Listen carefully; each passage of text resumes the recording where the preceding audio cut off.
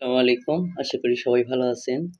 Green energy চ্যানেলের পক্ষ থেকে সবাইকে জানাই স্বাগতম। বন্ধুরা, আপনারা একটা সোলারের ব্যাটারি দেখতে পাচ্ছেন।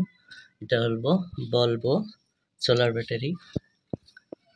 তো এখানে লো মেইনটেন্স টিউবলার প্লেট। এখানে আছে সোলার 12 ভোল্ট 80 এম্পিয়ার। তো মানে 80 এম্পিয়ারের ব্যাটারি এটা। তো এই ব্যাটারিটার বয়স অনেকটা, প্রায় 10 বছর পার হয়েছে। তো ব্যাটারিটা একদমই চার্জ ওঠে না। তো আজকে আমরা এটা দেখব যে আসলে এটা ভালো করা সম্ভব কিনা। আর প্রথমত ভালো করা সম্ভব কিনা সেটা দেখার জন্য আসলে আমাদের কয়েকটা জিনিস দেখতে হবে। তো যাদের এই ধরনের ব্যাটারির সমস্যা আছে অথবা যারা ব্যাটারি ব্যবহার করেন তারা একটু ব্যাটারিটি দেখলে, আজকে হয়তো সমস্যা নাই, হয়তো কোনো একদিন সমস্যা হবে, সেই জায়গা থেকে একটু সম্পূর্ণ ভিডিওটা দেখলে আপনি একটু জেনে রাখলেন, আপনার তথ্যটা জানা থাকলে অসুবিধা নাই, ক্ষতি আর হবে না। যদি উপকার নাও হয় অন্তত ক্ষতি হবে না। তাই সম্পূর্ণ ভিডিওটা দেখুন এবং কিভাবে আমরা এই ব্যাটারিটাকে চেক করি এবং কোন কোন ধাপে ব্যাটারিটাকে পরীক্ষা করলে আপনি বুঝতে পারবেন যে আপনার এটা কি ঠিক করা যাবে কিনা। তো তার জন্য আমরা প্রথমে এই ব্যাটারি ভোল্ট কত আছে সেটা চেক করে নেব, যে এই ভোল্টটা চেক করার পর তারপরে আমরা পরবর্তী ধাপে চলে যাব। তো বন্ধুরা, চলুন আমরা ব্যাটারিটা ভোল্টটা চেক করে নিই। বন্ধুরা, ব্যাটারির ভোল্ট মাপার জন্য আমরা এই ডিজিটাল মিটারটি ব্যবহার করব এবং আরও কয়েকটা পরীক্ষার মধ্যে এরপরে যে পরীক্ষাটা করব ব্যাটারিটা ঠিক হবে কিনা সেটা জানার জন্য। তো সেই পরীক্ষাটা করতেও আমাদের এই ডিজিটাল মাল্টিমিটারটা কাজে লাগবে। তো যদিও মিটারটার দাম অনেকটাই কম, কিন্তু এটা অনেক কাজের। তো সম্পূর্ণ ভিডিওটি দেখতে থাকুন। বন্ধুরা, আমরা মিটারটা একটু অন করে নেই। তো যেহেতু এটার ভোল্ট 12, তাই এখানে আমরা 200 করে নিতে পারি। তো 200 অথবা 20-এ রাখলেও অসুবিধা নেই। তো এটা আর কি 0 করে নিতে হবে।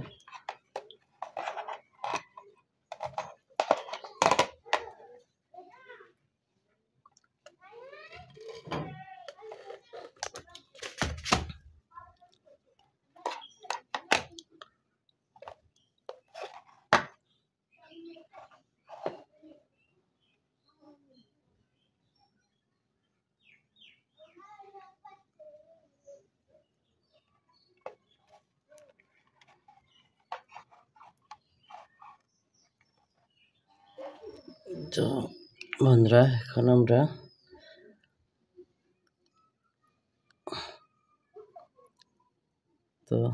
আপনারা দেখতেছেন ব্যাটারি ভোল্টটা খুবই কম আছে। এখানে ব্যাটারি ভোল্ট 10 খুবই খারাপ অবস্থায় আছে। তো এই অবস্থায় যদি আমরা আজকে এই ব্যাটারি সেলটা পরিমাপ করি, তাহলে আমরা এই ব্যাটারিতে সমস্যা আছে কিনা সেটা খুব ভালো করে বুঝতে পারবো।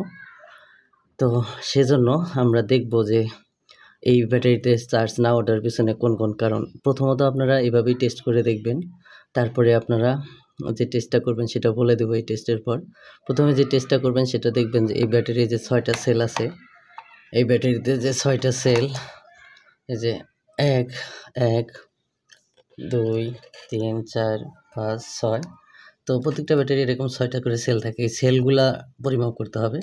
তো সেটা মাপার জন্য আপনি যে লাল প্রোবটা থাকে, এই লালটা আর এই যে কালোটা, এখানে 2টা প্রোব দেখতে পাচ্ছেন। এই লালটা প্রথমে এই প্লাসের সাইডে ধরবেন। এখানে দেখেন প্লাসের, এই যে এখানে প্লাস চিহ্ন আছে, এই যে আপনার, তো এখানে প্লাসের মধ্যে লাল এবং কালোটা ধরবেন।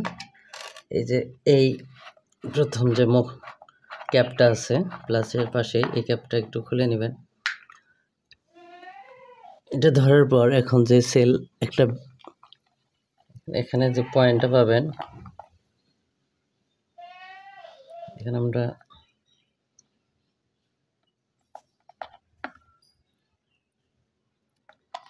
আমি একটু ভালোভাবে ধরে নিই।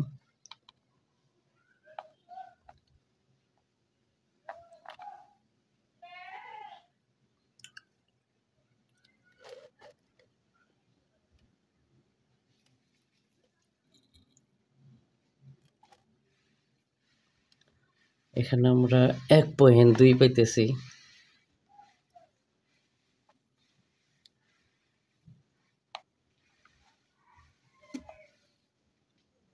ওয়ান 1.4। তো এই ভোল্টেজ এই সেলটা মোটামুটি ড্যামেজ আছে, মোটামুটি চলার জন্য 1.5, এখানে 1.5 দেখাইছে, 6 ওঠানামা করে। এখন 2 দেখাইতেছে, 2.1। তো মোটামুটি এই সেলটা ভালো আছে। তো এরপর আমরা পরবর্তী সেলে যাব। তো পরবর্তী সেল টেস্ট করার জন্য এই লালটা এর আগে যেটা কালোটার মধ্যে দিছিলাম সেই কালোটাই দিব এবং কালোটা তার পরেরটাই দিব।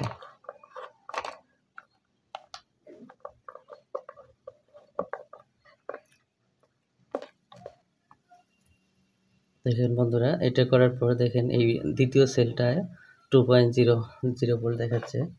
তো আমরা এই সেলটা মোটামুটি ভালো পেয়েছি, তাই এখন আমরা পরবর্তী সেলের ভিডিওটা সেলটা চেক করব। তো পরবর্তী সেলটা আমরা একটু খুলে নিতেছি। এখন আপনারা দেখতেছেন 2 আছে। তো এই কারণে এই কালোটা আমরা এই লালটা এটাই দেব, এই কালোটা, আর এই কালোটা তারপরেরটা দিব।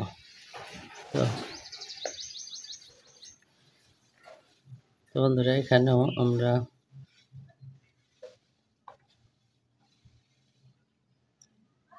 2.1 ভোল্ট পাইতেছি, এটা মোটামুটি ভালো আছে। তো এটা জেনে রাখা দরকার যে এগুলা সেল ভালো আছে কিনা সেটা বোঝার জন্য এই সেল ভোল্টেজগুলো মিনিমাম মিনিমাম আপনার 2.2 ভোল্ট হতে হয়, সর্বোচ্চ 2.2, আর কমপক্ষে 1.5।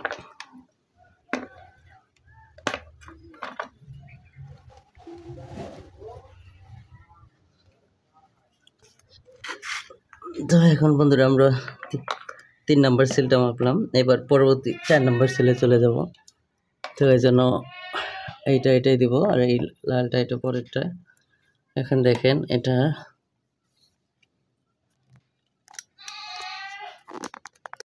বন্ধুরা, আমরা 3 নম্বর সেলটা মাপার পর 3 নম্বর সেলে ভোল্ট পাইছি 2.1। এবার আমরা 4 নম্বর মাপতেছি, অর্থাৎ যে কালো যেটা থাকে সেটাই মাপা হয়। তো কালো সেলটা দেখেন 1.1 ভোল্ট দেখাচ্ছে, আপনারা হয়তো দেখতে পাচ্ছেন এখানে 1.0। এই সেলটা মোটামুটি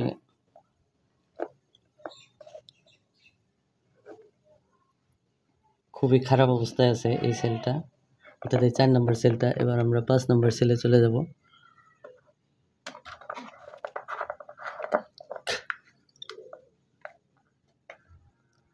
তো 5 নম্বর সেলে দেখেন এখানে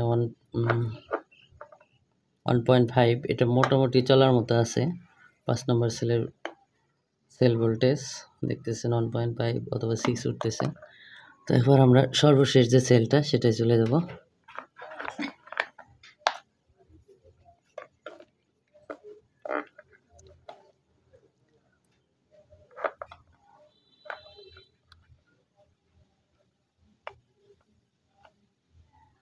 তো বন্ধুরা, এখানে 2.0 সেল ভোল্টেজ দেখাচ্ছে 6 নম্বর সেলটা।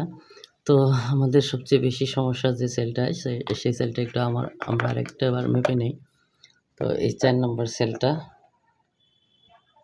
1.0 দেখাইছে। আমার একটু